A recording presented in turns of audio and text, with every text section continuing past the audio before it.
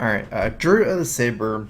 Okay, so this is basically either a 2-1 charge, kind of like the Murloc Charger, which is not really a decent card, but it's like okay. Like, actually, like the Murloc Charger actually is a lot more decent than people give it credit for, the Bluegill. And, or it could be a 3-2 stealth. I feel like, I think honestly, I'd rate this card a little bit higher, if not for the fact that the other Druid card is so good, like the 2 mana Wild Growth one. I guess like they would have to fit in different decks. Like, I guess so. The way I'm thinking is like the more standard Druid decks, like the mid-range ramp combo ones, are probably going to be using the ramp one. And this almost feels like I've actually played a Druid like this before, like the Haunted Creeper style with the 2 Defender Arguses, Echoing Ooze. Maybe it's like a smaller Druid like that, and like Power of the Wild. I think this card would fit better in that kind of Druid. The stealth kind of guarantees it survives. Charging, like that kind of Druid's still using Savage Roar, so like it could be like a kind of like a combo card with a charge, or it can kind of be a board control card. But I feel like it's mostly for that kind of deck, and the other Druid card just kind of overshines it too much. So, oh, it's actually a beast. Interesting. Okay, so I mean, this doesn't say on the card, but I'm assuming that from the chat, they're both beasts. Which I don't really know if it's going to change that much, but let's say it's something in a beast druid. In fact, that kind of druid, actually I'm talking about with the Haunted Creeper one and Defender Argus, is actually kind of a beast druid because Haunted Creeper and Power Wall are beasts. So actually that could be more synergy where people are actually running the 5 mana 7/7. When I ran that deck, I didn't even run the 5 like Druid of the Fang just because it wasn't good enough still, but it could be like good enough, so it could be good. I kind of think Druid Saber belongs to that kind of deck.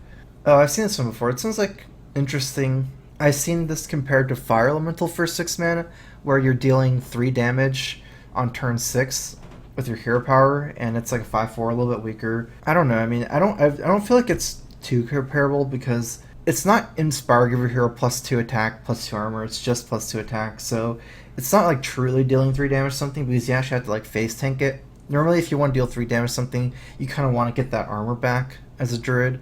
And if you're just like taking all the damages, it doesn't really count as like a fire elemental. But it's also a 4 mana 5/4, which is like kind of playable on its own right.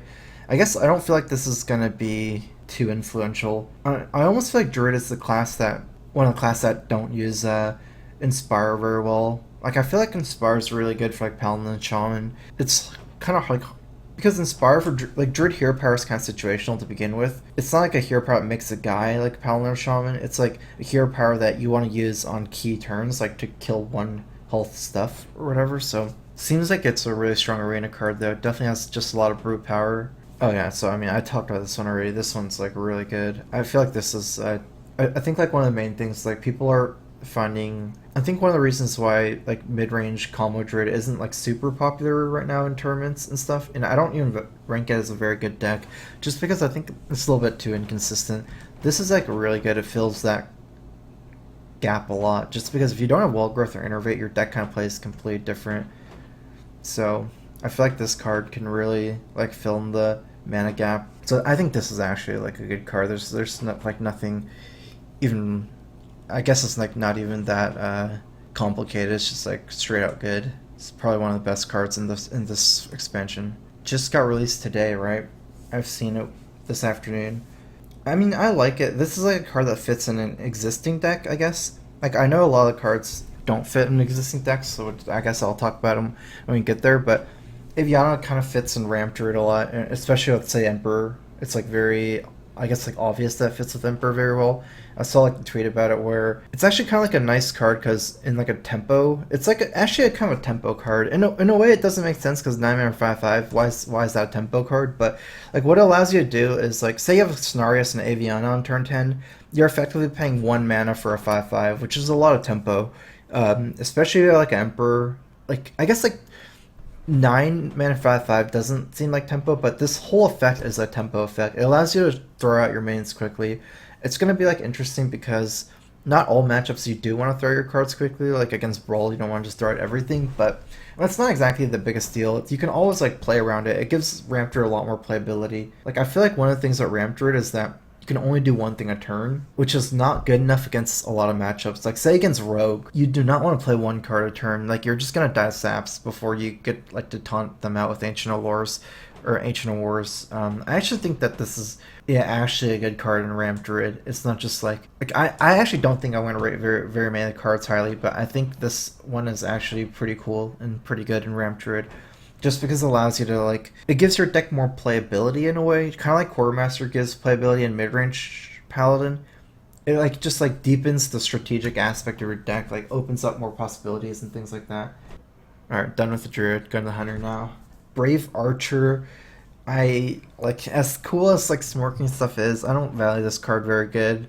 I don't think it's as like how many times. Like, realistically, say this is clearly like a face hunter card, and how long do you feel like your mains are going to survive as a face hunter? Like one turn, right? Like you're not how you're. This is not staying around for 10 turns with the Inspire. You know, just hero powering down them forever. It's realistically like a one shot thing. Like you're going to get one shot out of Brave Archer. You play it at the end. You either play as a 1-mana 2/1, meaning it's weaker than a Leper Gnome, probably weaker than Abusive and Worgen. Maybe not Worgen, but probably is weaker than Worgen Infiltrator. It's definitely weaker than Abusive and Leper Gnome. It's only gonna survive one turn. You have to like, it's a weaker one drop than those minions, and then at the end, it's like kind of comparable. So I don't think it's that good. I'd say it's just not good. Okay. Anyways, Ball Spires. This is actually a really interesting card. This is one of the cards I feel like is like opening up different lines of play from like the design perspective. I guess like as I talk about cards, probably talk about the design a lot just because I'm really into game design. I know that's probably not what you guys want to hear anyways, but it's like this card is an insanely powerful effect. It's just not good in Hunter, you know? So like say you have Ball Spiders and a Warrior or a Mage, like, you know, duplicate Grinder Mage or like a Control Warrior or Priest. Like this card is like the ultimate value.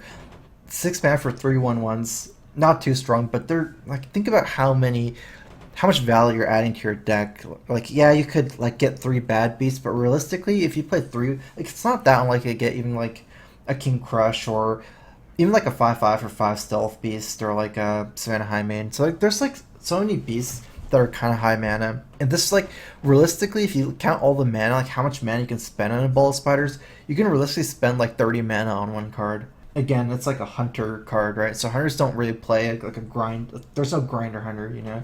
It's like hunters are aggro, but I love them adding in this card. It's just as far as like whether it's gonna spawn control hunter as archetype or whatever, I don't know, but it's like a first step, and it's definitely cool. People are gonna be able to experiment around it, and it makes like the game more fun for a lot of players, including me. I guess 30 is maybe a little bit too much, right? Like, so you spend 6 on this, if you get 3 Highmanes, 18. That's like realistically you can spend, let's say 20 mana on it. Alright, Lock and Load. I think I've seen like someone sent me like a deck with Lock and Load before, kind of like a cool test, like with some of the spoiled cards. I guess it's kind of cool in the sense that you can combo with Flared Tracking and Hunter's Mark. These are like some, Hunters have a lot of cheap spells. You can also, I guess like, it's kind of cool because it might even be more of like a Control Hunter card in a way. Even though it kind of makes sense to add those cards into Aggro Hunter, it doesn't make sense to use Lock and Load as an Aggro Hunter. It's just like, there's no way you're paying 2 mana for this in Face Hunter or even Mid-Range Hunter. I almost feel like this is actually more of a control card too. Like control cards using like, I guess like Control Hunters, if they do spawn, they're going to be a little different in the sense that it might be like not like a grind where you actually fatigue out, because you'd probably use like tracking and things like that where you'd lose cards, but more like a more late game spell oriented hunter with like explosive shots and lock and loads and webs, balls, spiders and stuff. It could be pretty cool. It's hard to exactly say, but actually I don't think it's going to fit in the current Face Hunter or mid-range hunter. Like something like a miracle kind of list, maybe like how Rogue does it now. Like rogues are kind of their own category. Like Miracle Rogue or Oil Rogue isn't exactly an aggro deck. Kind of not a control deck either. It's kind of like its own thing. I don't know. On to the mage cards. Add a random spell card to each player's hand. 3 mana for 3/4. The interesting thing is like it almost feels like this is more like a control card. But the weird thing is, I guess like I have a couple thoughts on this. Like normally when you're a control deck, you have a high mana curve, and when you're fighting against aggro, they have a low mana curve. So when you add a card to both players' hands, it kind of benefits the aggro player more because you have stuff to do. You're limited by tempo and mana. You can't throw out your hand fast enough. Whereas an aggro player, they can throw out everything and then have that extra card. But then on another note, it's like it's not a random card; it's a random spell card, and most spell cards are more control oriented, more like say there's a lot of removal, for example.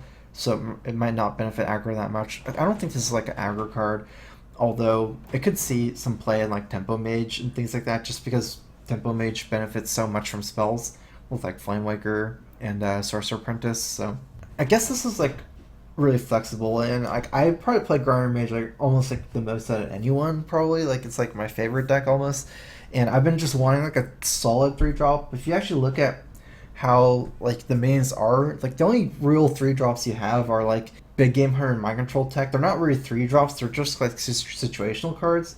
There's not like really solid 3-drop.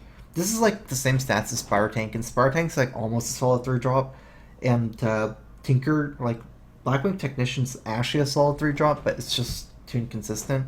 I don't know, maybe like this would fit in just because you kind of want a random spell card in each player's hand, maybe. I still have to see. It's very hard to say without playing with it, just like how it feels, you know.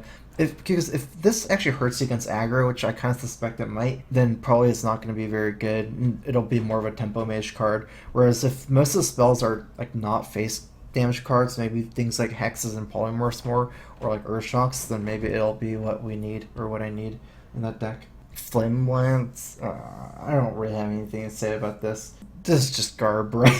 This is garb. Yeah, okay. I don't know. Okay, there we go. I don't know, man.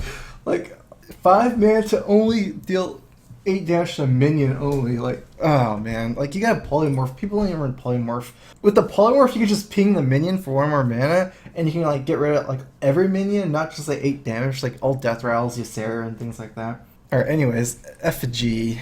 When a friendly minion dies, summon a random minion with the same cost. Oh, that's actually so cool. I know I've seen this card before. It's like it could be used in Tempo Mage. It's like a tempo secret. Mage is missing tempo secrets, kind of. Like they have like Ice Block, Ice Barrier, and Duplicate. Some of my favorite secrets, but they're not tempo. Like they contribute 0 to tempo, whereas things like Mirror Entity, Counterspell are tempo secrets. Vaporize not like kind of a tempo secret, but I don't know if you can count it as a tempo because they can just trade. This is really cool. I think this will definitely see play in Tempo Mage and Control Mage as well, just because it's like a way where you can. It's like a tempo and value together, which is really good. So it's like a really good secret to get with Mad Scientist. It's like a nice combination. Like maybe you could do this on like 1 Duplicate in a Grinder Mage and with like 1 Effigy and like 1 Barrier or something. It's like I think it's a really good mix because like it gives like value in a way as well, like kind of like a Duplicate, but it also gives more tempo because it actually summons a friendly like a minion on the field and set it into your hand. Sometimes double Duplicate is like too slow and you just end up like with like a huge hand, but you die before you can play everything. So I think this is like one of the best cards too. So like I guess like this is good so far, and the Druid Ramp card is really good, and Aviana is like kind of good as well. Fallen Hero, 2 mana for 3/2. Your hero power does 1 extra damage. Mage is actually a decent class for Inspire as well. Like Mage has a lot of control cards, and it's not as bad as Druid Hero Power. I feel like Mage Hero Power is generally better than Druid Hero Power, just because like if you ever ping like a 4/1, you realistically have to like Druid Hero Power like 4 times to make it up, like armoring like face, right? So it's like you can actually squeeze in quite a lot of hero powers that inspire. I just feel like tempo cards like this is not really what Mage needs, because Mage has like almost like infinite tempo cards. Like Mage has cards that will, like if you don't care about, if you have enough card draw, Mage has ways to turn card advantage into tempo really easily. There's like the ultimate tempo card, Frost Nova. There's like Doomsayer, there's Sheep, things like that.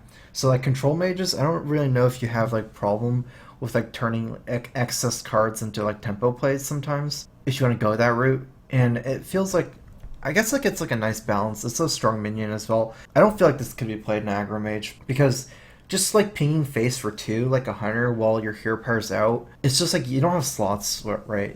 You would definitely like have Mad Scientists Sorcerer Apprentice, like things like that. I don't feel like you can fit in a fallen hero in most of the decks, and like in a control mage, I feel like you have other like small cards that you could fit in. Kind of. I guess I'm not rating this very high, even though it seems kind of cool. Kaldara Drake.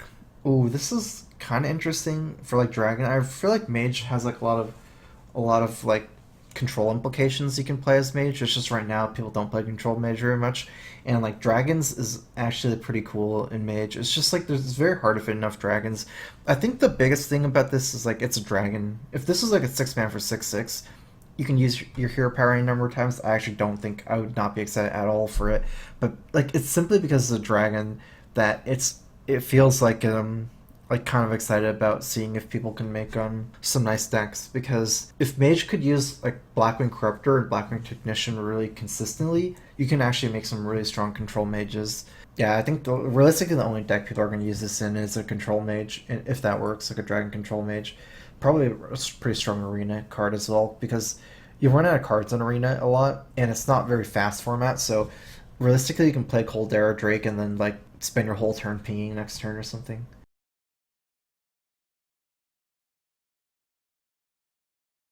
Okay, so now we're on to the Jousters. Paladin, Tuskar Jouster, Battlecry, reveal a minion each deck. If yours costs more, heal 7 for your hero. It's like interesting. It's an interesting Jouster because against like aggro decks, you're more likely to need the heal for 7, and you're more likely to actually get the Joust off. Whereas against control decks, you're not needing the heal as much, but it's kind of weird. Like Control Warrior is actually a control deck that you really need the heal. Like Anti Healbot is actually like the best, like one of your best cards in your deck as a mid range paladin against Control Warrior. It's kind of weird because they actually lose the late game, and the only way they win kind of is like through tempo and Alex Draza plus Grom. But anyways, I almost feel like this is more of a control paladin card, because mid range paladin has enough high threats where you can just afford to use like a heal bot to heal for more and more consistently. Whereas Control Paladin in a lot of matchups, like you have like I'm talking about like kind of like the Healadin with like Pyromancer Equality, Blessing of Kings, like just like a mass healing Paladin. And I feel like they're like this is an alternate route that they're pushing for Paladin as well. Like when I was talking about the Hunter alternate routes because of this card as well. So these cards are both for like Control Paladin. I feel that Control Paladin's likely to have a higher mana curve than mid range Paladin as well for the Jouster, right?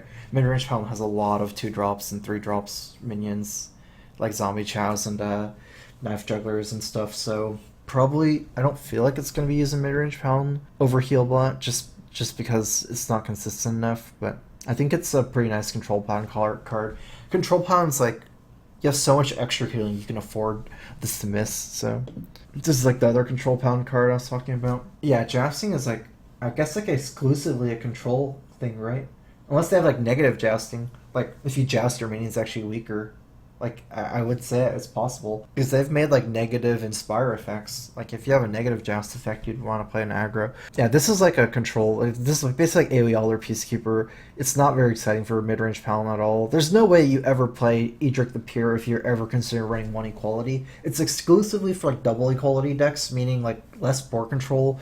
I guess like more like of like bringing back the old style paladin where you just out heal people and you just humility Alder Peacekeeper every single card they play, kind of, and like AoE when it gets too bad. That's like the old style paladin that people used to play. It was not very good, but maybe it's like it's kind of gone away. It's like basically control paladin. I feel like this is just not that strong, honestly, just because you already have board clear as paladin if it gets that bad, like equal consecrate and things like that, if you're playing that kind of list. And the body is like really weak. The effect is really strong, but I don't know how many times have we all played paladin? Like it's actually hard to get Alder Peacekeeper value, right? It's like the card looks so good, Alder Peacekeeper, but it's actually hard to get targets to Peacekeeper. Oftentimes I find myself playing Peacekeeper on empty board for tempo. I mean, that's why I'm saying it's exclusively a control paladin card, but I guess like I think it will be used in control paladin. It's just how strong the archetype will be. Argent Lance, 2 mana for a 2/2 weapon, sometimes a 2/3 if it wins the joust. I guess if you compare it to like Fire War Axe, it's not very good, but Fire War Axe is like really good. I don't think this is going to be very good because Paladin's a class that has so many weapons already. If this thing was like in a class that kind of like didn't have weapons or something, because weapons are really good if you just have a couple, but they have high diminishing returns. Like you can't play Argent Lance and play like Muster for Battle turn 3 very well, or Call Hammer or True Silver Champion. I think Paladin, you're better off having high attack weapons. Like I thought that Coghammer was gonna be way better. Like my initial prediction on Coghammer was that it's actually gonna be better than True Sword Champion. It turned out to be wrong, just because like, it seems like it's stronger than True Sword Champion. But realistically, you can't afford to take so much damage. So, like a 2 attack weapon is just like you can't just count as like 6 damage and True Sword was 8 damage in Coghammer giving a Divine Shield and Taunt. It's just like you'd much rather have a 3-2 than a 2-3 or like a 4-2 compared to a 2-4 weapon, right? So I don't like this card at all. I feel it can't really belong in any decks. Paladin, you can always just hero power in turn 2. You have so many good 2-drops as Paladin already, like Mini Bot, Knife Juggler, and things like that. So I'd say, yeah, just like, I don't think it's very good. It probably is not even that exciting in Arena, but cards like this can always like pop up just because like you don't have that many good choices in Arena. But yeah, this, I don't think it'll show up in realistically any top constructed deck. Alright, on to the Priests. 4 mana, Holy Champion, 3/5. Okay, so this is basically what? This is basically a Light Warden, 4 mana for 3/5 Light Warden. Pretty strong as far as like Dark Cultist. I think that you have to make Priest minions strong just because Priest is like so incentivized to use spells. They kind of just like how good is Dark Cultist? It's like so good, and Priests don't even use that much. But this has like a lot of potential with like Pyromancer and Circle and stuff. You could like Holy Champion. Oh, interesting. Like you could actually like one-shot people with Holy Champion, and it's actually not as weak as Light Warden, because Light Warden's so easy to kill. I don't play Priest so much. It's kind of hard to say, but I feel like any Priest minion that can get out of control is scary. And Priest has so many minions that can get out of control. That's like a North Star can get out of control. Like almost like any minion that can get out of control for Priest is really scary, and I feel like Priest is like good, just like overload more and more minions that can like just win you the game. So that way, it just kill every one of their minions instantly, and it's like a good target for Powered Shield, for example, because like it's worth more to Powered Shield a minion that has like an ability like this in the long run, or like Velen's Chosen. I'm just trying to think if it can like fit in any of the decks, right? Or like maybe you can try like one Holy Champion and like a control priests. There's really only one archetype of priest, I guess. They're just like kind of a little bit different. It's just so hard to fit in slots. I feel the decks are so competitive now. I don't know. I guess my verdict on this is like, it's hard to say. All right, on to Rogue. Shadow Pan Cavalry, 5 mana for 6/7. It's kind of weird in the sense that the combo doesn't give like an immediate effect, kind of like SI. I don't think this is nearly on the level of SI. 6 mana for 6/7 is already considered unplayable, like Boulder Fist Ogre. 5 mana for a 6/7 is actually really good. Like I guess the 5 and 6 drop is a lot different, but realistically, like how are you gonna get good combo if you actually want to play it on turn 5, right? Like one of the cool things about SI Agent is that you can play it like on late game with another minion. As a 5 mana card for Rogue, you can't really fit in like turn 7 or turn 8 like Shadow Pan plus something else, kind of. It's like hard. It's like too chunky in a way, and I don't know. I feel like if rogues aren't playing the Ogre, I felt like the Ogre Brute or Ogre Ninja was like one of the best, like really strong card, and no one even plays it. It's just rogues don't like minions unless they're like super fast or something, because I could see it maybe in some kind of tempo rogue, but like more minion based. But at that point, you have like the Ogre Ninja, which is like a 5 mana 6/6 stealth. And there's like a downside, but I don't think that's that big. You can like prep something Cavalry. I don't think basically I don't think this card is very good. So, all right, Burgle, 3 mana, spell. Add 2 random class cards to your hand from your opponent's class. So I guess you can kind of think of this as like a Thought Steal or AI. Class cards are better than random cards. Like there's less bad class cards than all cards, I feel. But it's not as good as... So it's not as good as add 2 random spells to your hand, but it's better than add 2 random cards to your hand, or 2 random minions to your hand. And I don't know if like class cards for each class counter that class itself. Like I don't know if like, say Warrior's extra weak to Execute or Whirlwind, you know. I don't really know if that's true necessarily, or if like, you know, each class has cards that are good against itself generally. So for the most part, I'm just treating it as like, say, kind of like a Thought Steal or something, where you it adds from outside your deck, which is not really relevant for Rogue, since Rogue never wins fatigues almost. Like for Priest, Thought Seal is good because Priest goes to fatigue and Priest draws from outside your. I mean, Thought Seal draws from outside your deck sometimes, which matters. Like you have a 31 card deck kind of. Like this gives you kind of like a 31 card deck as Rogue, but it just doesn't really matter as Rogue for the most part. No, I guess like I'm just thinking about this. This is not a good card. Okay, so this is like another alternate. I guess this is another alternate, like build. Like it's bringing Rogue in a new direction. Maybe something like a, I don't know. I don't value like Mill or Fatigue Rogue, but that's a deck that might even matter to have more cards in your deck. Ultimately, I don't like. It's gonna be like something like Gang Up or something. It's just not good. It actually draws cards to your hand, but like as Rogue, like I've been playing Rogue for 2 hours on stream. There's no way I'm like I want to fit in a Burgle. Like Rogue is so tempo based that you don't like Sprint is not a tempo card, but you just need Sprint to like not run out of cards. And Rogue is so combo oriented in fact that you'd rather draw Rogue cards than other random cards, right? Like with the whole strategy like spell power, weapons, and Tinkerbell and stuff like that. You don't really want just random cards. So I don't think this is good. Okay, Poison Blade, 4 mana, 1/3 weapon. Your hero power gives this weapon +1 attack instead of replacing it. This is like interesting. It's really interesting actually, but I feel like this is way too weak to Harrison Jones or weapon removal. If you think something like Assassin's Blade is weak, and realistically, how are you even gonna play this for Assassin's Blade? Assassin's Blade is a 3/4. This is a 1/3. So for 1 more mana, you're getting 1 more durability, and like you have to hero power like multiple times to even approach 3. Like I guess you can like Poison Blade and just keep using your hero power every turn, and then try to like one shot them eventually with like buffs. I feel like Assassin's Blade does this better, even though it's not really the same. Assassin's Blade is like big enough where you could just effectively win a game off of one Assassin's Blade if you have enough time, and if they don't have the answer. So this is like a whole nother level of greed where, yeah, like if you use your hero like 20 times in a game, it's going to be crazy, or like 6 times. But realistically, like even like Rogue against Control, where one of the slowest matchups, you don't like realistically have that many, that like Assassin's Blade would be better because Controller pressures Rogue quite a bit too. Like starting from like turn like 5, 6, 7 and stuff. Oh, this is, I guess like this allows Rogue to have like easier inspires, right? But that is completely on another level of greed. Like yeah, Rogue is hard to use Inspire because you're just replacing your weapon every turn. But I feel like you can't like take Inspire to that level where you're like realistically trying to get like 4 Inspire minions on board, then Poison's Blade, and then like click your hero power return. Like by that time, how are you not dead and how are they not dead? So I feel like that's just too complicated, and it's I don't think this card's good. I valued some Rogue cards wrong before, like Tinkerbell. I didn't think it was very good, but Tinkerbell is actually fast, and with prep it like makes it a lot better than I thought. Whereas this one is just really slow. I don't feel it's good. All right, anyways, on to Nubarak. This is one of the cards that were revealed today.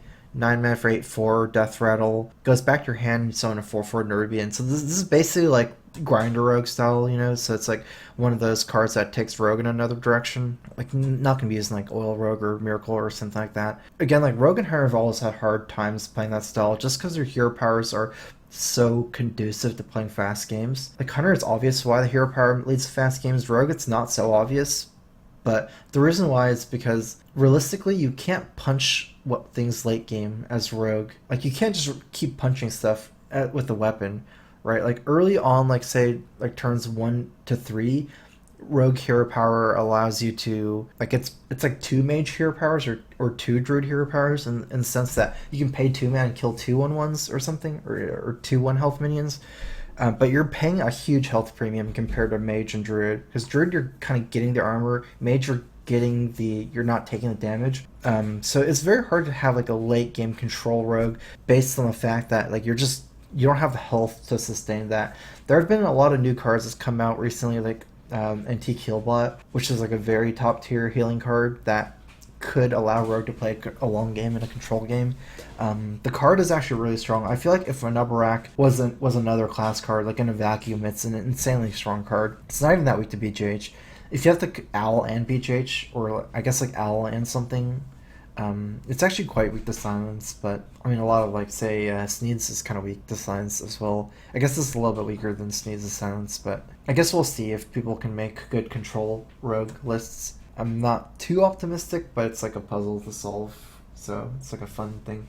Tuskar Totemic, 3 mana for 3/2, Battlecry summon a random totem. This feels like really strong, actually, right? I mean, if you actually think about this getting a mana tide totem, it's like a 3 mana 3/2 cantrip that summons so much power on the board, like they have to kill a mana tide as well. Wait, what happened to my tab? There's actually this new totem golem thing that's really strong. Like, this would be insane if you get a totem golem from this Tuskar Totemic. So you get a 3 mana for 3/2 and a 3/4.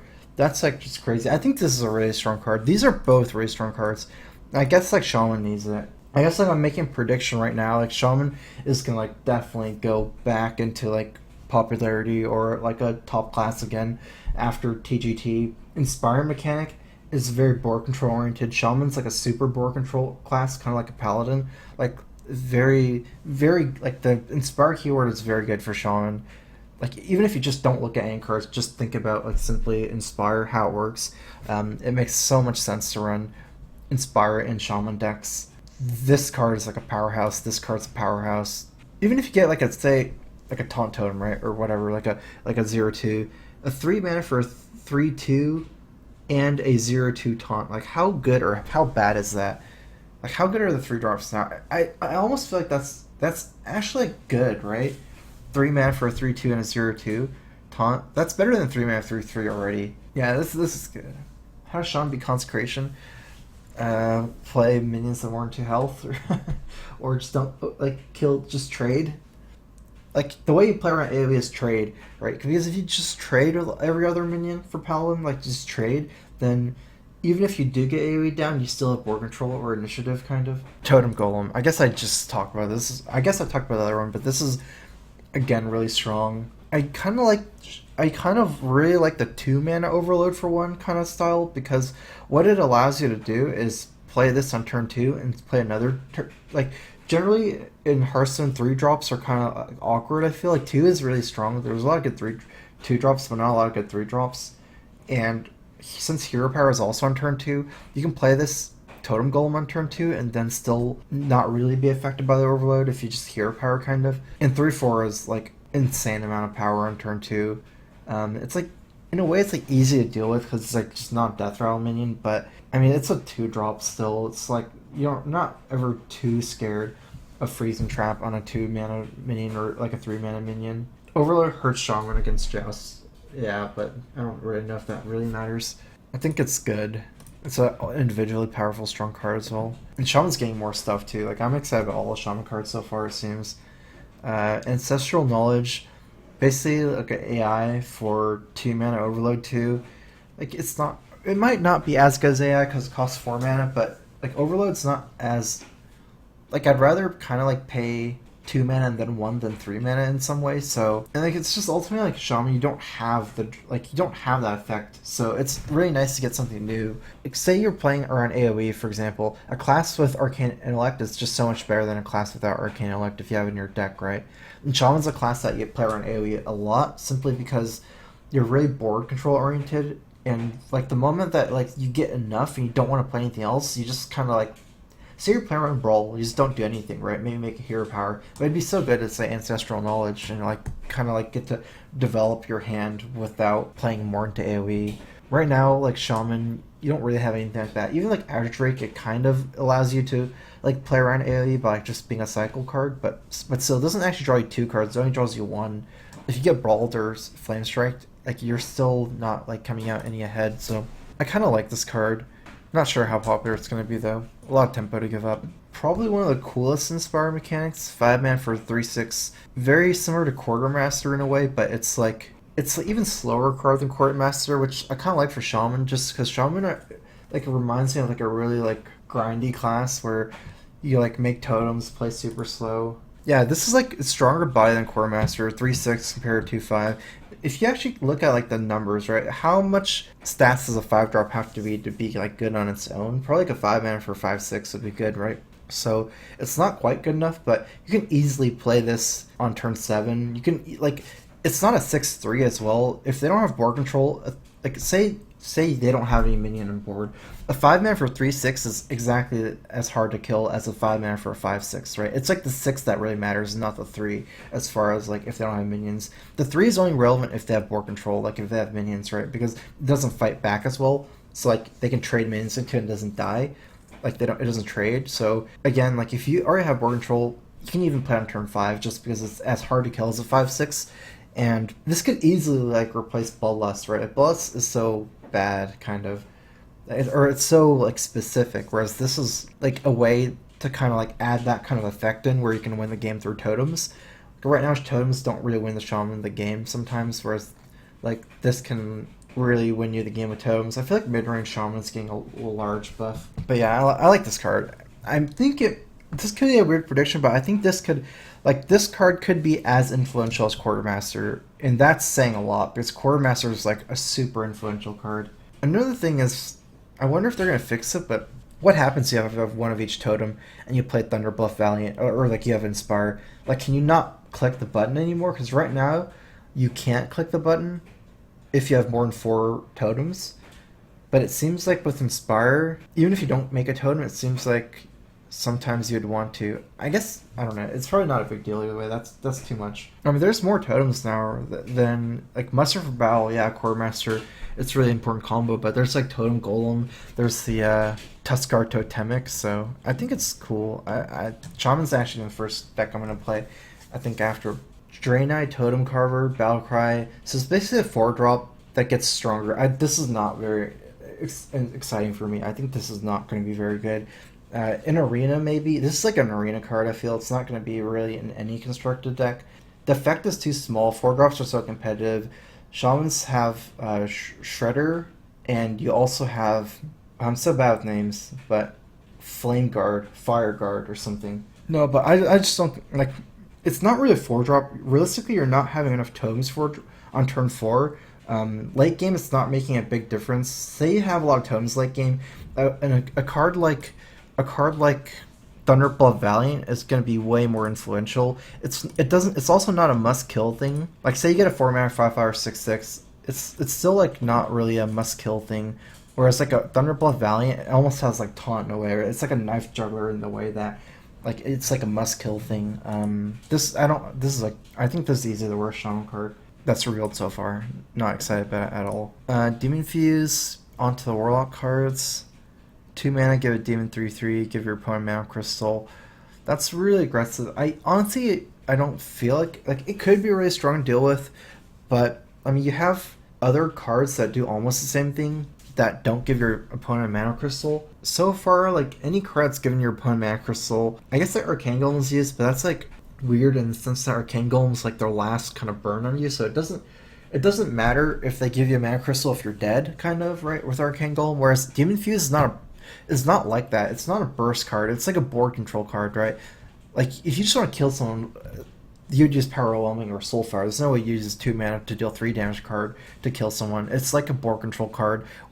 And those cards, I don't feel like you can give your opponent Mana Crystal. I don't value this very highly. I don't even value this highly in Arena. I think it'll just do poorly in everything. Wrathguard, again, like this, I guess I've seen people rate this high, but I don't rate it very high. I feel like 2-drops are more competitive than 1-drops, so like a 1-mana Flame Imp is better than a 3/2 is better than a 2-mana 4/3. And also, realistically, you're never taking less than 3 damage, but you can take more than 4 damage, or you can take more than 3 damage. Like, if they overkill Wrathguard, they can actually overkill Wrathguard by a huge amount. Like, say you're playing against Oil Rogue and you play this late game, and they flurry you for like 7, you're taking like 14 damage from a flurry or something. Like, Pit Lord isn't really used, that's 4 mana for a 5/6, just because it's too much life. And realistically, like, a lot of Demon Zoos are running one Flame Imp now. And also, the two, like, again, like, what cards could you replace? Because you have, like, Nerubian Egg, Haunted Creeper, Knife Juggler. Like, these are too important. I guess you could play this almost like in, like, a more, like, individually powerful Zoo deck instead of a Zoo that relies on creature buffs like Defender of Argus and Abusive Sergeant. But I just feel like if you are playing Zoo, you might as well... I feel like the better one is, like, the Sticky Death Rattle Zoo compared to something like a mech deck where you just run strong individual minions. I don't think it's that good. It's a demon. I guess kind of relevant, but I don't think it's good enough. Oh yeah, I think I talked about this before, but 6 mana for 4/4 is 2 weak. This is clearly a combo card. Cards you draw from your hero power cost 0. It seems very strong. I like how they made this. I feel like this is like a casual player card. Like Emperor, a combo is one of the worst things for the game. Like I guess like combo and synergy are like synergy is really good for the game and combo is really bad. And there's like a fine line between combo and synergy, right? Because ultimately combo and synergy is like the same thing, kind of. It just like depends how degenerate synergy is. Like super degenerate synergy becomes combo, right? Whereas like, synergy is like a good thing. So again, this is clearly like a combo card, but it's like made for like super casual players. It's way too weak for competitive, I think. Like for 6 mana for 4/4.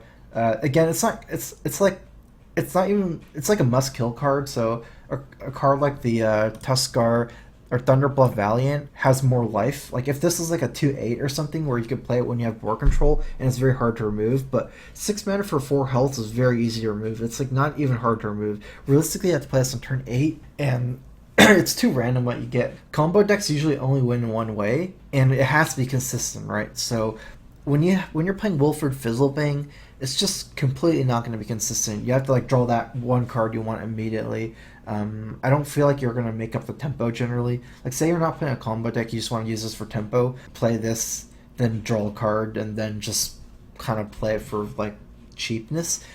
I don't feel like it's going to make up for it because the 4/4 itself on this minion is too weak. So yeah, I don't think it's very good. I mean, also, it's like, keep in mind, this is my card review, it's like, if you guys don't agree with it, it's okay. I'm not saying I'm right or you're wrong or anything like that. It's just like, this is just simply my card review, so I'm going to just say my views on it, and I'm not saying it's all going to be right. It's just what I'm currently thinking about all the cards, so.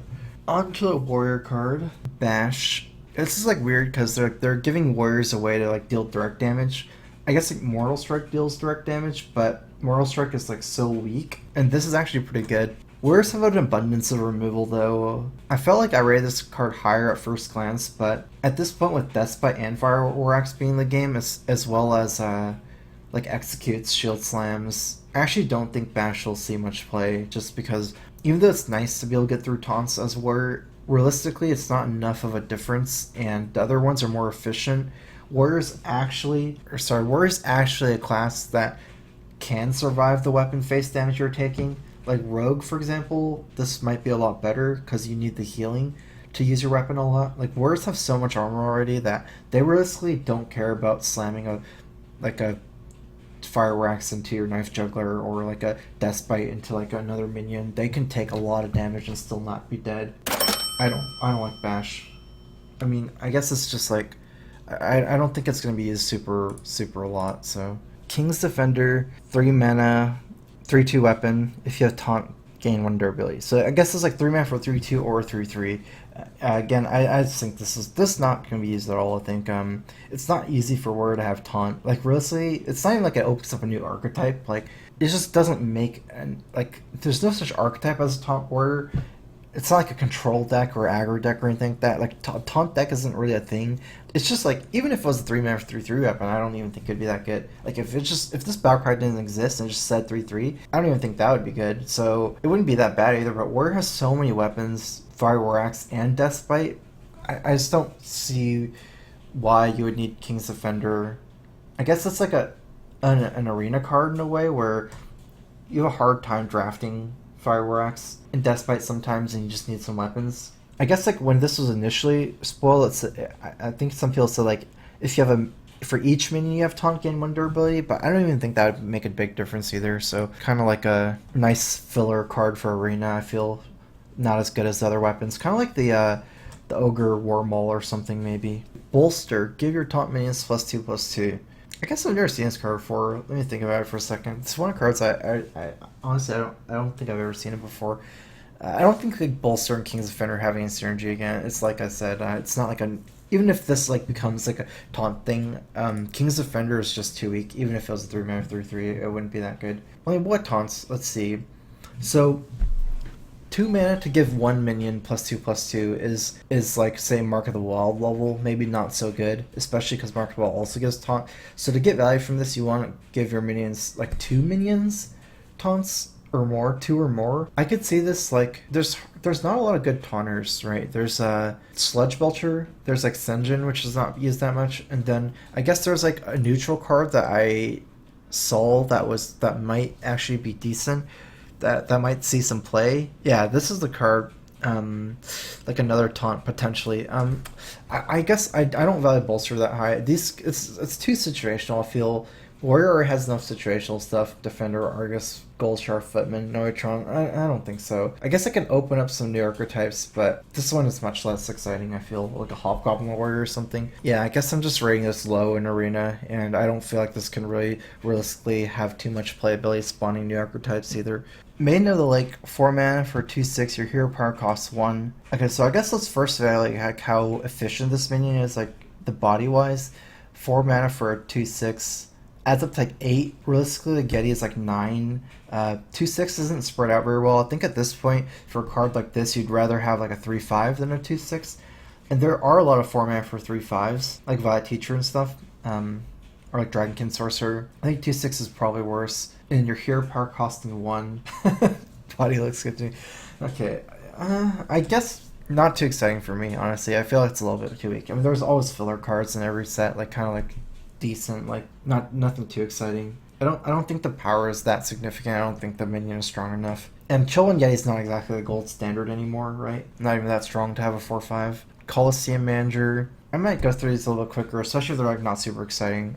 This is not super exciting.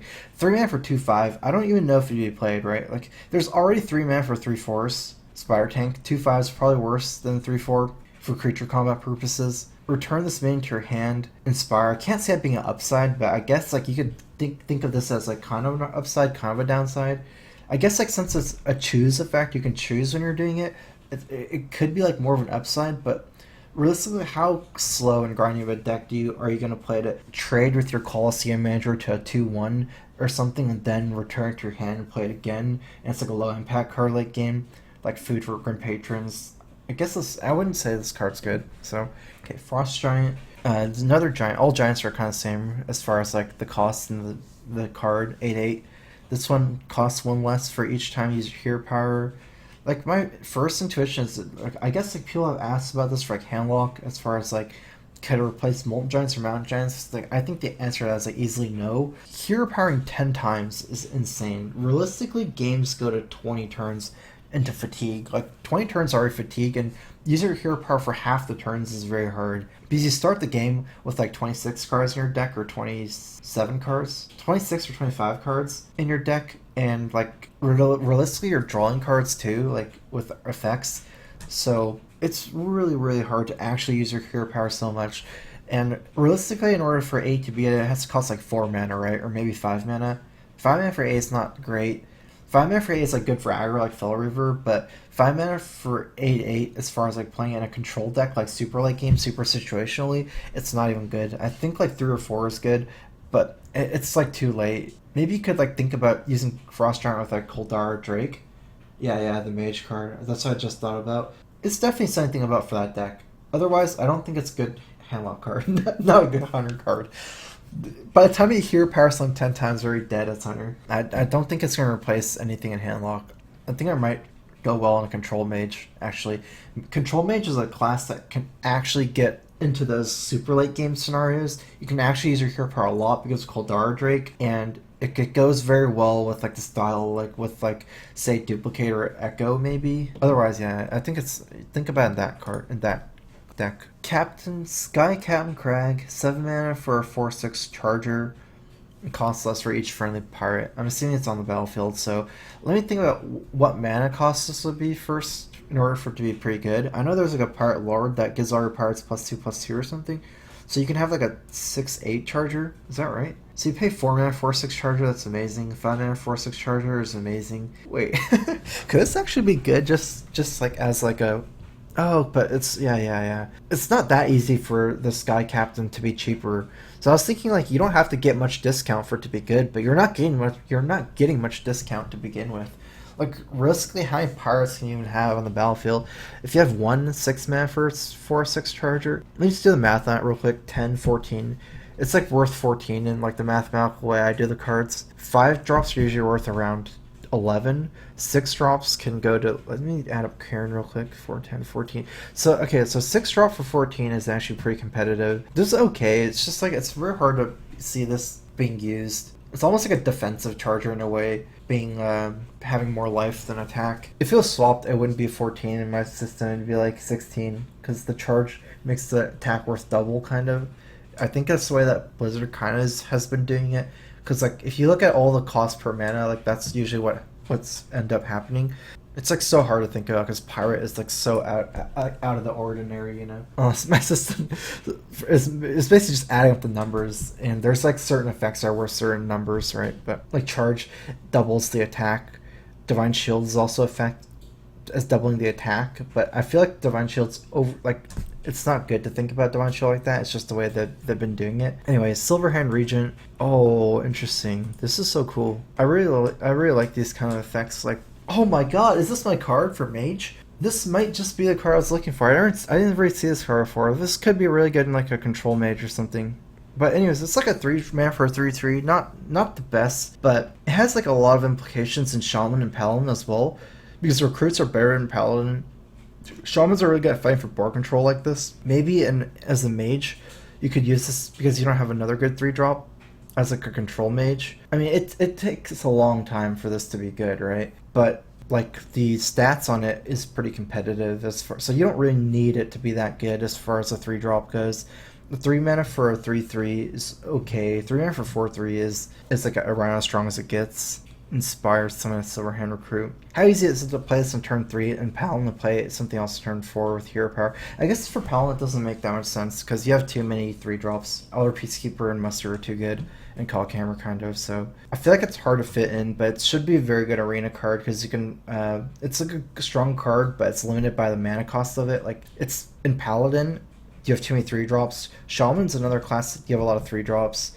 So honestly, I feel like could even be best in Mage for Constructed, but it's not actually that strong. It's kind of a weak card. So good arena card and has some synergy with Paladin Quartermaster, but Paladin can't use it, kind of, I feel. Argent Watchman. Oh yeah, I've seen this one. I don't like this card because 2 mana for 2/4 is like 2 mana for 2/4 isn't that good. And this is clearly like an Inspire. It's kind of like an Ancient Watcher in a way, but Inspire makes it so you can attack. This is not worth silencing, not like an Ancient Watcher. It's just barely stronger than a normal 2-drop. And honestly, like, people have upsides, right? So even if you have like a 2-mana 2/4 or a 2-mana 4/2, which don't exist right now, but the current like 3/2s and 2/3s all have upsides. Like Sun Fury taunts, Knife Juggler has a Juggler effect. Amani Berserker enrages, Fairy Dragon Spell Immune. I'm not really sure how much those effects are worth, but realistically I can't see this being good just because, say it's like an anti-aggro card or something. Against aggro, you don't have time to use your hero power. You want to play as fast as possible generally. You don't really have time to like play hero power in turn 3. You want to like play as strong as possible moves. So I really don't like it. I don't think it's very good. Coda Rider, 6 mana, 3/5, Inspire, summon a 3/5 War Kodo. I guess this was like one of the first Inspire cards released. It's actually a card that can take over the game. And if you play this on turn 8, you get 2 3/5s, which is reasonably powerful. The thing is, like, the health isn't so competitive as like, you can drop on turn 6. Like the Shaman one, with 6 health, you can drop on turn 5 if you have board control and it's hard for them to remove. But this one, like 5 health on turn 6 on a 6-drop is just kind of too weak. So Coda Rider is a card where maybe I feel like you have to play it on turn 8 or something. It's like too hard to ever play Coda Rider as a turn 6 drop without using the hero power immediately almost. I wonder if this is a good anti-Grim Patron card actually, because 3/5s are really good, and Patron Warrior, like, they don't really clear your board every turn. And it like forces a reaction, but I think it's maybe too slow. Justicar True Heart, one of the older cards that's been spoiled. 6 mana for 6/3. Battle cry, replace your hero power with a better one. I saw this before. Okay. So it basically doubles your hero power, gives you a choice. Does double, no damage, kind of. I like how they screw over Hunter. It's just, like, double everything except Hunter. It's like, we don't want to use Smart that much. Okay, just on that, it's pretty cool. Oh, I like this. I love this, the lore here. Fire Blast rank 2. Back in the old WoW days, the rank 2 spell. This is like a permanent effect right throughout the game. So 6 mana for 6/3. I guess realistically, this has to go. The game has to be long, right? It's very weak, 6 mana for 6/3. But this is a card that doesn't have to survive. It's not like those Inspire cards like Coda Rider. You don't care if your True Heart dies after you play it. It's like you get the body and then it doesn't have to stick around. It just immediately replaces your hero power for the rest of the game. For some of these, it could be pretty good, but realistically, for a 6 mana for 6/3, it's like it's really uncompetitive stats as far as the 6 drop goes. You can realistically get like 5 more health, right? 6 mana for 6/8 or something, 6/7 Boulder Fist, which is not good enough. Maybe like 6 mana 6 drops have to be as like 6/8s or something to be playable. Which class would this fit the best? It's kind of hard to evaluate because it's a neutral card, so it's like hard to try to fit in some which classes are good. Not really warrior or shaman because 6 mana is too competitive in those decks, and it's like for druid, I feel like it's too slow if you're throwing combo. Doubling druid hero power doesn't seem very good either. Maybe a slow mage, but again, that's too slow. You'd rather play Emperor or Sylvanas. I don't know. It actually seems a bit weak, honestly. So warrior, you can tank up. If you go super long, you can tank up enough, but you can play Shield Maiden for 6 mana for a 5/5, body stronger, and getting 5 armor compared to you need hero power up. Every time you hero power, it's like a 2 health difference, right? So 1, 2. You need to hero power like 3 times before you get more armor from True Heart. It also doesn't combo very well with Shield Slam, and Warrior has so many 6 drops because Shield Maiden is better probably. Sylvanas is like mandatory control warrior, and Emperor is actually kind of good.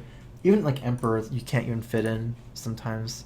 I feel like for mid-range Paladin, you really want to start closing the game on turn 6, or like playing around AoE.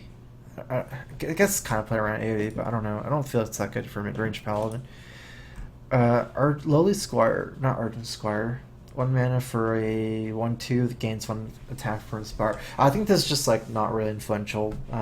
I don't see this being a better aggro card or better like anti-aggro card like a Zombie Chow or something like a 2/3. It's because it's not like Undertaker. I guess they learned from Undertaker cards that can get too out of control. Even if it's just +1/+1, it might not even get so under control. The thing about Undertaker was that you could keep developing your board. If you just turn 1 Art Lily Squire, turn 2 hero power, that's not really developing your board. I think this is too weak, like a little bit too weak. I think if this is like +1/+1, it might be better or playable, but I don't realistically think this is that playable otherwise. Argent Warhorse, 5 mana for 4 mana 5/3 beast. It's just kind of relevant. Reveal a minion each deck. So it's jousting, and if you win the joust, you gain charge. This is actually kind of strong in the sense that it's a beast, which is kind of relevant sometimes, and 4 mana for 8 power, kind of, or 8 stats. Realistically, you can get like up to 9 stats. 5/3 is not itemized very well, but with charge, it is really well. It's just like it's kind of weird in the sense that decks that are bigger are not likely to want to go like face as much. But I feel like this is really for Druid actually. Realistically, I think Druid because Druid's like a weird sense that it's like a deck with high mana curve, and you actually don't have a lot of low cost minions because like your low stuff is Innervate and Wall Growth, and Jousting only reveals minions, not cards. So realistically, as a druid, your minion curve is really high, even if your mana curve is not that high. And this is like 5/3 charger for 4 is insanely good. And druid, all that like damage adds up for Force Nature, Savage Roar, and also just if you don't win the joust, 4 mana 5/3. You know, I'm trying to think if this could replace Pyre Shredder in Druid, and it almost seems like it could. Just because anytime you get charged, it's so good. Shredder's not really about being a 4-drop in Druid. Oftentimes, like, Shredders are played like late game for Druid. Because, like, you cycle through so much, like, after Ancient Lore, for example, then you start playing, like, Shredders on turn 8 or something, sometimes. I kind of like this in Druid. Otherwise, I'm not sure. Seems pretty good in there, though. Mid-range double combo Druid. Garrison Commander, you can use your hero power twice in each turn. So this is like a pretty competitive stats, right? 2 mana for 2/3. Like you're almost paying nothing for this effect. But whether this effect is strong, I don't know. Let's think about it for a second. I don't think Warrior can use it. Armorsmith and stuff's too good. I don't think Hunters can use it. Not aggressive enough the body, just to hero power them twice. I don't think Paladins would use it. What classic you don't really care where 2-drop? Warlock even? Is that even possible? I don't think you could life tap twice in 1 turn. That's too greedy. Realistically, I guess it's not that strong. Maybe for like Mage or something like you don't really have a lot of good options on turn 2. There's like Mad Scientist for Mage. It's not that influential for Druid and stuff. Druid's like a card that doesn't actually have a lot of good slow mana minions. I guess I don't see it. I don't see how it's too good. Nexus Champion Sarad. Inspire, add a random spell to your hand. So this basically like draw a random card. Oh wait, it's Inspire, not Battlecry. Oops. Okay, so I guess when I look at Inspire cards, I look at like a health first and whether you can drop it on turn 5 against an empty board and how hard it would be to kill.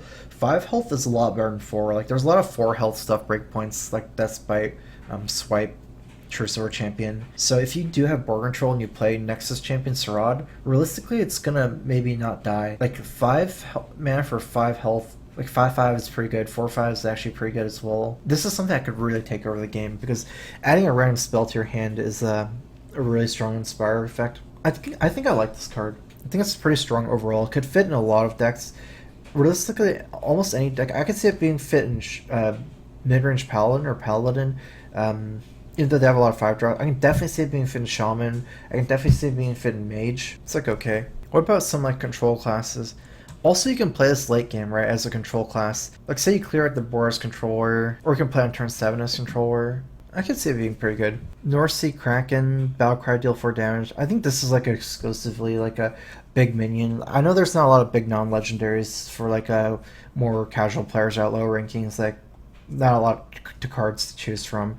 Or an arena. I mean, this is clearly like a... Obviously, it's not going to be used in like any of the top decks. It's just like a card that fills in the mana slot for like a common slot or something, not a non-legendary. Might be a little bit weaker than the 8 mana for 8/8 Divine Shield guy in arena, though. I think that's better than 9 mana for 9/7, deal 4 damage. Injured Kvaldir. It's basically a 1 mana for 2/1 that has like Priest synergy, Injured Blightmaster synergy. There's also some other synergy with Priest. Injured Blightmaster Resurrect synergy. It could like make a Resurrect deck perhaps, but 1 mana for 2/4 isn't that good. There's already 1 mana for 2/3s. 1 mana for 2/1 is pretty bad, but not that bad. Like people do use 1 mana. Like I never feel too bad about 1 mana for 2/1s, just because 1 mana 2/1 is not exactly that bad. It just doesn't make really sense to use 1 mana 2/1s. I mean, this effect doesn't make sense in an aggro deck, so I guess I don't see this card ever being used unless it's in a Priest Resurrect deck or just a normal Priest because you can heal it. And maybe it'll Frothing Berserker. That's not enough synergy at all, I think, with Frothing. Master of Ceremonies. If you have a minion with spell damage, gain +2/+2. 3 mana 4/2. So it's big game higher stats. So realistically, you really want spell damage. You could play it for tempo. Then it's a 3 mana for a 6/4. I guess like I have a hard time seeing like something. This card really reminds me of Blood Knight, the one that eats Divine Shields, and in a sense, like you don't have to lose your own Divine Shield. It's like if you play Blood Knight, you actually like say you play mini bot or something in Blood Knight, you actually lose your Divine Shield. This you don't. But then like 3/3 is better than 4/2. I feel a lot often, and Blood Knight, you can actually get your opponent's Divine Shields. Good in Shaman, maybe, but that's realistically, like, you're not going to make a totem turn 2 and it survive, like, as a 0/2 totem. And there's always cards like Blood Knight where you can snowball just as hard if that happens. I don't think this is that good. Maybe Rogue, honestly, it seems like the best, just because Rogue is so tempo-based, and Rogue cycles through the deck a lot, and, like, you can combo this with, like, Blood Mage or Azure Drake. Like, it's just, like, if you can, like, create a turn with Rogue where you, like, flood the board really strong, you can kill them, like, really quickly when they fall behind. It has a lot of implications than maybe Rogue, but still, I feel like it's too hard to get a Spell Power minion survive. Like, I almost feel like if your minion survives a Spell Power as Rogue, you should be in a good shape anyways. It's just, like, as Rogue, I guess you can, like, play it in the same turn as a Spell Power minion sometimes. These are I'm probably going to go over these together. I guess they're different, but they're, like, both Spire Tank level. It's, like, Spire Tank is as strong as you ever get with 3 drops right now. There's nothing like stronger than Spire Tank as far as the stats go, other than Blackwing Technician, which relies on you having a dragon. I think this one is better than this one. Divine Shield's not as good as 3 damage to random enemy. It's cool because they add these cards in where I think the people with best 3 drops are like Priest and Paladin, right? Because Paladin has Muster and Alder Peacekeeper and stuff, and Priest has like a Dark Cultist and stuff on 3, like really good 3 drops already. So those are the classes with the most amount of buffs, like whenever you target a minion with the spell. Other classes, like say Druid doesn't have a lot of 3 drops, Mage doesn't have a lot of 3 drops, but they don't have anything that targets minions with a spell. So like on one hand you want to use it in Paladin Priest, and on the other hand you kind of don't because they have better 3 drops. That's kind of cool that they did that. Makes you think more about it. Spare Parts is actually kind of relevant with this. I can see it maybe being used in some kind of Mage deck with Spare Parts. Just because Paladin and Priest, you have too many other 3 drops. especially this one with like Tempo Mage even. Oh, this is like almost my favorite card. In fact, I would say this is my favorite card so far, Tournament Medic. I know I tweeted about like give me a like an Illuminator. At first I thought it wasn't that good, but I thought it was 1-7 at first. It's actually 1-8. Like 1-8 adds up to 9, same as Chillwind Yeti. It's very hard to kill because it's like 8 health, so like you don't have to combo this with Inspire, you can play on turn 4. It's just 1-8 is really bad in minion combat. I know some people were talking about like this being food for Grim Patron, because you can just it can get out of control. But realistically, like the decks that you would use Tournament Medic on, maybe like for example, a Control Paladin and Control Mage are the two cards that I'm thinking the two decks that could use this the best, and neither of them really care about that since you can just Flame Strike or Equality Consecrate or something. Control decks against Patron, you feel like you're just like saving AoEs for patrons, right? So it doesn't really matter, even if there's food for patron. Like you're just baiting out the patron, then just going like AoEing. I don't know. I feel it's pretty good. 1-8's really good against Face Hunter. It's also like I think like almost like the biggest implication is not. It's very bad against mid range minions as a 1-8, but I felt like they really needed an Inspire mechanic that could counter Freeze Mage, right? Because Freeze Mage just doesn't care about any minions on the field, and they just like freeze and then just start burning you. And the Tournament Medic, it's like it's actually really hard for Freeze Mage to kill with 8 life. Like I guess like when this card was released, most people were talking about this card against like aggro, but in reality, like it might be even more relevant against Freeze Mage because it's like almost unremovable, and it's an Inspire mechanic that Freeze Mage really cares about. A lot of Inspire mechanics Freeze Mage doesn't care about, like things like the Kodo or generating more like minion value. Inspire create a 1-1, Inspire create a 3-5, like even like Inspire give your totems plus 2 attack. Freeze Mage doesn't care about any of that. Freeze Mage does care about Inspire, restore 2 health to your hero, and format for 1-8. Even though it's kind of weird, it's actually like decent stats if you think about the effect. I think a 1-7 wouldn't be good. A 1-8 is actually like, kind of good. I almost wish that it was like more like Illuminator Inspire, like 3 mana for 2-4 Inspire, restore 4 health. But I guess I can kind of get behind this. Definitely gonna try it in some of the control decks. Oh, Master Jouster. This is basically like Sunwalker. If you win, it's a bigger Sunwalker. If you lose, it's a 5-6. Actually, kind of interesting because against aggro, when you really want the Sunwalker effect, you're very likely to get it off. And I feel like it could be used in like Ramp Druid or even mid-range Druid, just because Druid has a high mana curve. Like the Ramp minions or Innervate and Wallgrowth aren't minions, and your minions are actually high mana. I feel like this has a lot of implication in Druid. I don't feel a lot in Control Paladin, just because it's like Tyrion's so much better. And Paladins probably have lower mana curves than Druid. Actually, one of the decent jousting cards. Probably 4 mana. Whenever you play a card, Battlecry, gain +1/+1. Again, like I kind of value this kind of the same as a Shaman card. I don't think that these are like these. It's hard to play that in Battlecries, and these like 4 mana 4/4s I get like +1/+1 for like a rare effect or whatever. It's not that influential. I think this is like not very good. Even if, like 4 mana 5/5 is not good. It's not hard to kill for health on turn 4. Flame Juggler. So this is like the first 2-3 or 3-2 that had a battle cry effect or any effect that was like unanimously good, like mathematically good, I guess, because like Sun Fury, Fairy Dragon, Knife Juggler, things like that. Like Knife Juggler, if you don't play a minion with it, it doesn't do anything.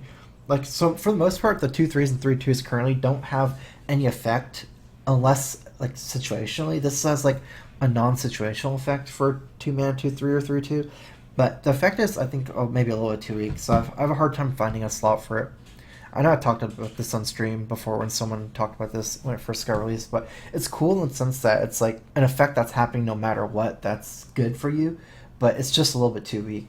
I guess you're kind of sounding like Mad Bomber, but that doesn't really count because Mad Bomber's as likely to kill you as them, so. But yeah, I think Mad Bomber's probably better than Flame Juggler, just because like you can kind of build your deck around it, where Mad Bomber's good. 6 mana, 7/4 Skeleton Knight. Death Rattle, reveal a minion in each deck. If yours costs more, returns to your hand. I know this. I've seen this one. This is not very good. I think this is like really bad actually. 6 mana, 7/4 is way too weak, and this can get silenced and killed. I know it's not that bad if you get silenced and killed because it costs them some stuff, but I don't think this is on like nearly on the level of a Nubarak, because a Nubarak gives a 4/4 as well, and it's not like a random thing. I don't know. Like, what do you think of this and then just like Pie Sky Golem, right? Pie Sky Golem is a 6/4, and Death Rattle just get a 4-drop randomly. A 4-drop is better than drawing a random card, and effectively this is just drawing a card on Death Rattle. like half the time. I know you're drawing like a good card kind of, but I think this is like really bad. So 4 mana for 4/4. If you have at least 4 other minions, deal 4 damage. Deal 4 damage is better than charge, but not by that much. I think it's way too hard to activate this. 4 mana 4/4 is not too uncompetitive as far as stats. Like 4/4 is not that little, but this is just, I don't know. It's way too like, I don't really like the word win more, but this is like too hard to get off the battle cry, like way too hard. Even if you're Zoo, right? Like say you have 4 more minions, I guess it's pretty strong. But also like say you have Defender Argus, it's actually you only need 2 minions to be really good. I guess Argus is still not as powerful as this battle cry, but it's way too situational. Clockwork Knight, 5 mana for 5/5 mech that gives a friendly mech +1/+1. This is really similar to the Priest card. The Priest mech buffs another mech, and that is the mech itself. I wonder if this is better than Fel Reaver in mech decks, because Fel Reaver is weak to BGH, and this gives an immediate effect. I think it's reasonable. I never feel too bad about 5 mana 5/5s. Really cool art. I could see this definitely like kind of being played in some mech decks. Not only because it's like kind of like 5 mana for 6/6, but which is like kind of good, but also its mech itself has some synergy with like Mech Warper. I think it'll be more reasonable to play this than some of the current 5 and 4 mechs. Things like the Mech Scrapper or whatever, the one that gets bigger every time you lose a mech. Silent Knight, 3 mana, 2/2 Stealth, Divine Shield. Okay, so this is like a buff absorber. It's Stealth with Divine Shield, and you can Blessing Kings it. You can buff it somehow, you can get a lot of value. Wait, how much is Divine Shield 2/2 worth? That's like a mini bot, right? It's okay. I mean, I feel it's a little bit too expensive. I could honestly, like, I don't see Paladins using this, even though Paladins have a lot of buffs. I could see Priests wanting to use this, though, but it's a bit too slow for Priests. Most of their, like, Velen's Chosen turns or Powered Shield trade turns, like, they want to do earlier than this. So I guess it's a bit too slow, but it's kind of cool. If it feels a little bit faster, it'd be good. Oops. Ardent Horse Rider. 3 mana for a 2/1 Divine Shield charge. Ooh, I like this card a lot. I actually think it's like, super influential. This is a card that's not flashy, but I feel like it's gonna make one of the biggest impacts in the metagame. It's actually really it's like a really spike heavy card. It's a really strong card. This could actually be better than Wolf Rider and aggro. This is like could even be a replacement for Wolf Rider. I think it's easily better than Wolf Rider. Wolf Rider's worth like 7 in the system, right? 3/1 is 4, and then charge for 3 is like 7. Divine Shield to charge is like 2/1 is 3. It's 5, double it with the charge, and then double it with Divine Shield's like 7. It's like the same mathematical stats kind of as Wolf Rider, except it's much harder to remove, right? Like it's basically Wolf Rider, right? It's very similar to Wolf Rider, and then it's harder to remove, does a little bit less damage. I think it's much better than Wolf Rider for Paladin, like way better for aggro Paladin. Aggro Paladin's becoming one of the top decks right now. For Hunter, I think it might be pretty close, whether Wolf Rider is better, this is better. But this is pretty good. I think it's good Smorkin. Good card. Definitely better than Wolf Rider and Aggro Paladin. I don't even know if Aggro Paladin uses Wolf Rider, actually. But like, I think Aggro Paladin would use that, though, because you can play Argent Horse Rider with oh my god, I just thought of something. What about, like, do you guys remember, like, Backspace Rogue or something? What if you play this with Cold Blood? Like, what decks have a great time dealing with a 6/1 Divine Shield? You take 6 damage, then you have to deal with a 6/1 Divine Shield. So if you don't have board control, like, say you're, like, a Druid or something, you can't hero power it down either. That's really strong. Like, it's really good with, like, this plus Cold Blood, this plus Blessing of Might, things like that. You could just, like, lose the game on the spot if you don't have an answer. It's very hard to have an answer to. 5 mana for a 4/3 Beast, so that's something. Inspire, give your other minions +1/+1. I don't think this is that good. Wait, let me compare this to Thunderbluff Valiant real quick. Because give Toad, this is like...